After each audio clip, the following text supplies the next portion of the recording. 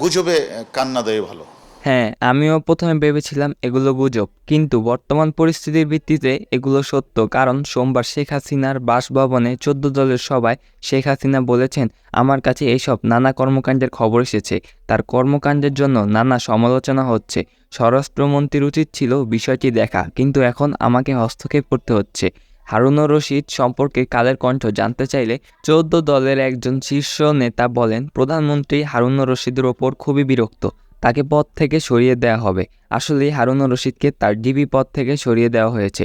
অপরদিকে ব্যারিস্টার সুমন তার সম্পর্কে গণমাধ্যমে বলেন, ঢাকা মহানগরের ডিবি হারুনুর রশিদ যে রং তামাশা করেছে তা আমরা সবাই জানি। মাননীয় প্রধানমন্ত্রী হারুনুর রশিদকে যেমন ডিবি পদ থেকে সরিয়ে দিয়েছেন, ঠিক তেমনই যেন বৈষম্য বিরোধী আন্দোলনে সম্পৃক্ত ছাত্রদের হত্যাকাণ্ডে যে সকল মন্ত্রীরা জড়িত, সেই সকল মন্ত্রীদের তাদের পদ থেকে একে একে সরিয়ে দেওয়ার আবেদন করেছেন। আপনাদের কি মতামত কমেন্টে অবশ্যই জানাবেন, কিন্তু আরও ভিডিও পাওয়ার জন্য চ্যানেলটাকে সাবস্ক্রাইব করে রাখবেন। ধন্যবাদ।